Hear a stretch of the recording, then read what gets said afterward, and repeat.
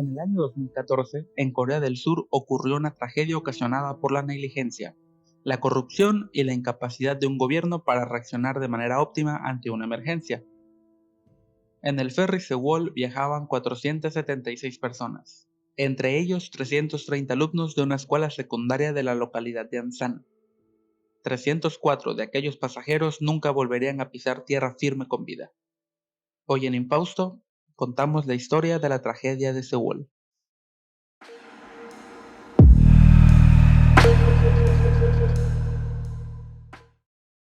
El 16 de abril de 2014, Corea del Sur vivía una de las tragedias más grandes de su época moderna, no solo por las centenas de vidas humanas que se perdieron, sino porque este accidente pudo haberse evitado, y muchas vidas se pudieron haber salvado de no haber sido por las acciones negligentes de las autoridades involucradas. El día del accidente, una espesa niebla inundaba el puerto de Incheon, mermando la visibilidad del capitán Lee Jun-seok.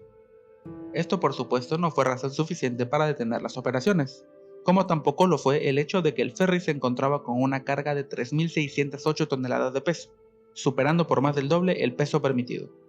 Al zarpar hacia la isla turística de Jeju, en algún momento del trayecto el capitán Lee decidió abandonar el timón e irse a dormir, dejándole la responsabilidad a su tercer oficial Park Han-kyul, de 25 años de edad, quien contaba con solo 6 meses de experiencia, y además nunca había navegado por la zona que atravesaban, la cual es conocida por ser un área de corrientes fuertes y muchas islas.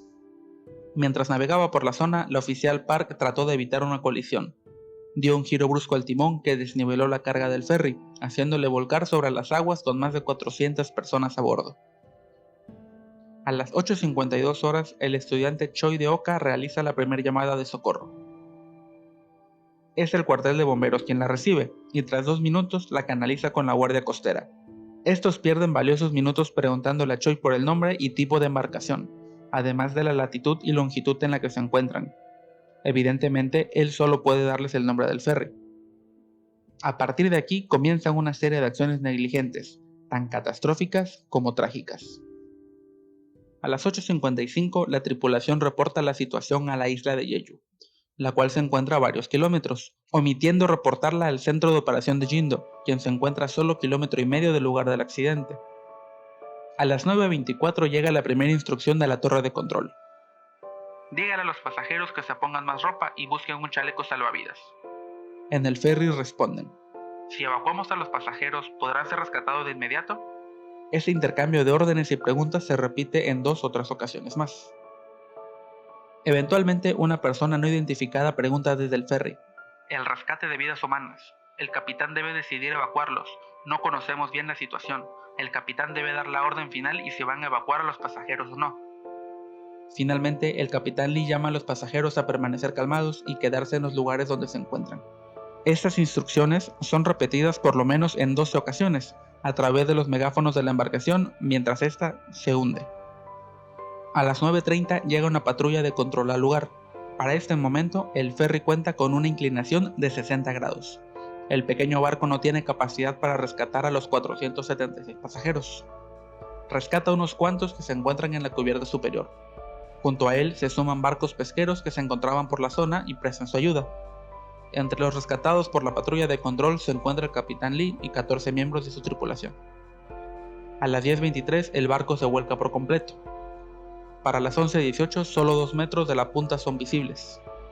A las 13:03 el barco se hunde, con cientos de personas dentro de él.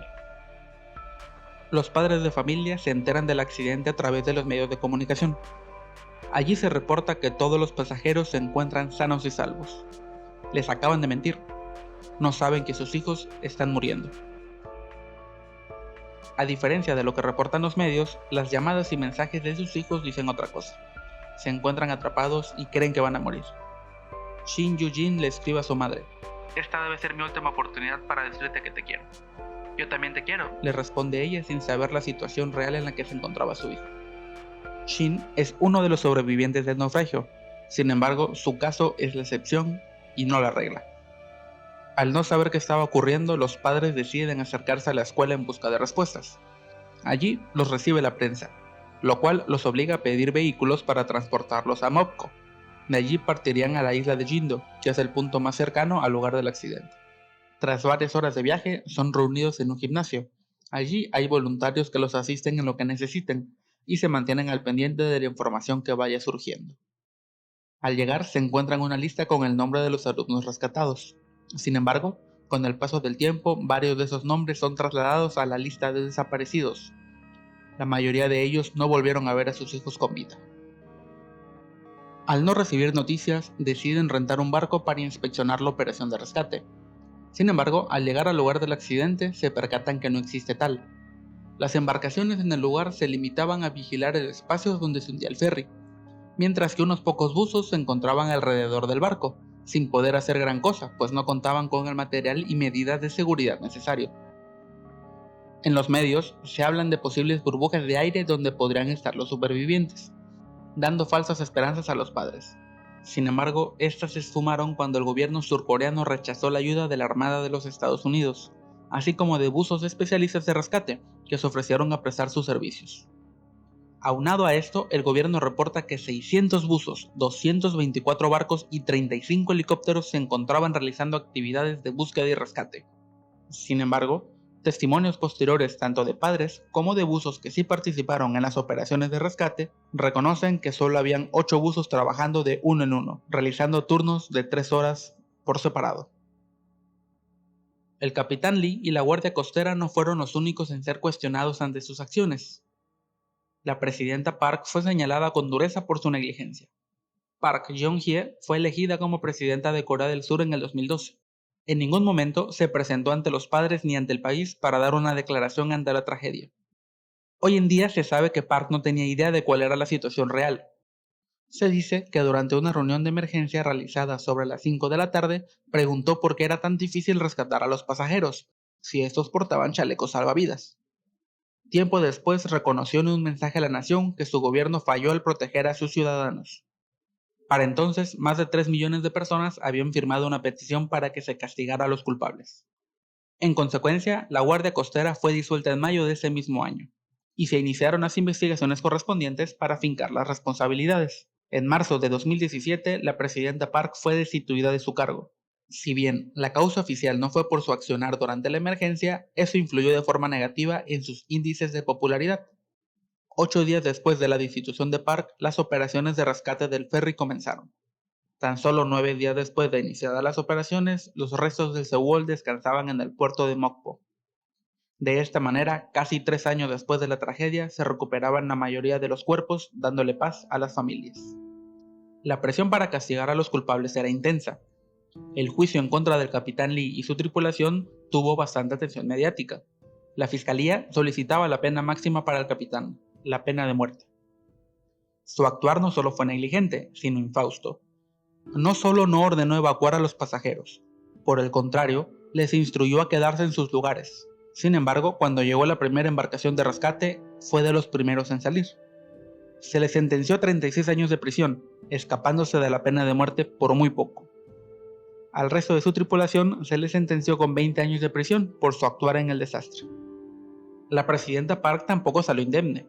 Si bien su condena no fue por las acciones realizadas durante la emergencia, al final fue sentenciada con 24 años de cárcel por cargos de corrupción y abuso de poder. Un consuelo más bien pobre para los familiares. Poco a poco las muestras de apoyo a los familiares fueron disminuyendo. Eventualmente se retiraron los altares tanto en las escuelas como en las ciudades. El tema ha abandonado los medios de comunicación mientras muchos padres siguen en busca de respuestas.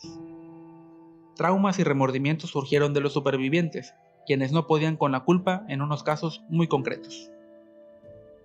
Kang Min-kyu era el vicedirector de la escuela. Fue él quien organizó la excursión en el Sewol, y se encontraba dentro del grupo de profesores que acompañaban a los estudiantes el día de la tragedia. Fue uno de los afortunados en ser rescatados. Inmediatamente fue dirigido a un hospital para ser revisado. Al ser dado de alta, se dirigió donde estaban los padres de familia, con esperanza de encontrarse buenas noticias y ver a sus alumnos sanos y salvos.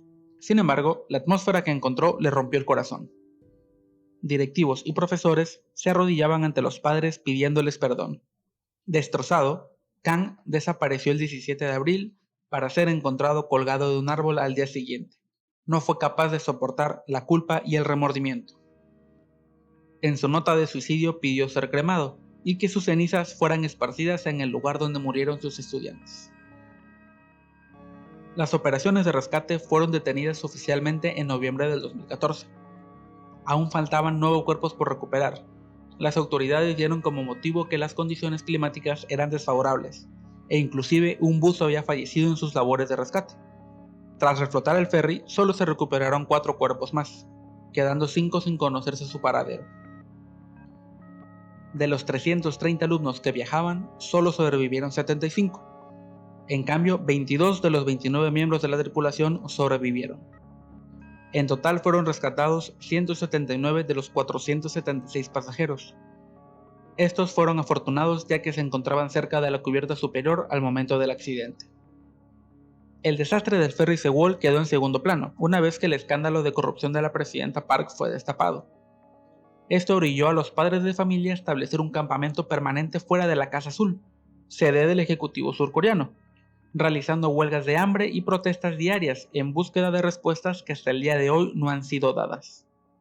Hoy en día, la tragedia de Sewol es recordada como un evento en el cual la corrupción y la negligencia de las autoridades llevaron a la muerte a centenares de personas. Es por ello que es importante tenerla siempre presente, para que de esta manera se puedan evitar situaciones similares en cualquier parte del mundo. ¿Conocías la tragedia de Sewol? Cuéntame en los comentarios qué opinas al respecto. Si el video te gustó, regálanos un like, suscríbete y comparte con tus amigos. Activa la campanita para saber cuándo subimos contenido nuevo. En Infausto te contamos historias trágicas y sorprendentes del mundo en el que vivimos. Mi nombre es José de la Cruz, nos vemos en la próxima.